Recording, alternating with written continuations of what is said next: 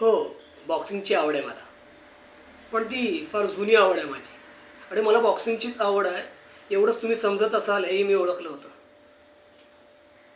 आता माझ्या इतक्या गोष्टी तुम्हाला कळत चालल्यावर तुमच्यावर होणारा परिणाम बघून अहो, अंदाज जोपर्यंत अंदाज असतात तोपर्यंत ते खरे कशाला मानायचे. एक शक्यता धरून चालायची असते. कमाल वगैरे काही नसते.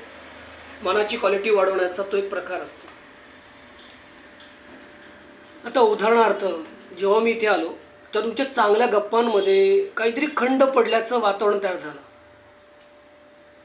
झालं की नाही? मग काहीतरी झालं, मग काहीतरी बोलणं झालं. अशा प्रत्येक वेळेला समांतरपणाची एक अंदाजांची साखळी माझ्या मनात विणली जात असते. आणि त्याला सलगपणा आला ना, किंवा त्याची गोष्ट तयार व्हायला लागली ना, की मग प्रॉब्लेम होतो. बारीक लक्ष ठेवावं लागतं. हा, आणि काही काही वेळेला अंदाजांचे तुकडे वायाही जातात. पण अंदाज करणं हा माझा गुण आहे, क्वालिटी.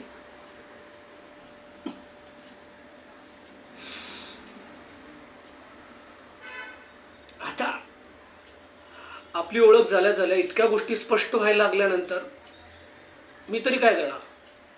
आणि अंदाज कशाला, आपण टेस्टच घेऊ, चालेल का?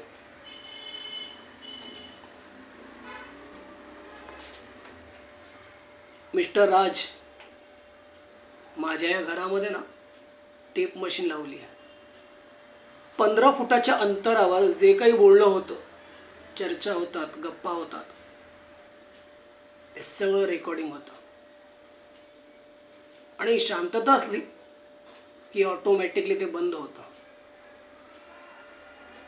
माझ्या बायकोमध्ये आणि तुमच्यामध्ये काय बोलणं झालं आहे हे सगळं रेकॉर्ड झालं आहे. ऐकायचं? ऐकायचं का? हो, घाबरतात कशाला? हो नाही. मिस्टर राज, मला काय वाटतं की माणसानं विश्वासानं दुसऱ्याच्या घरात जावं. आणि महत्त्वाचं म्हणजे विश्वासानं परत जावं सुद्धा.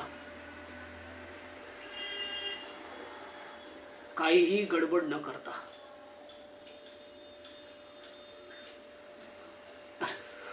तुमची चहा?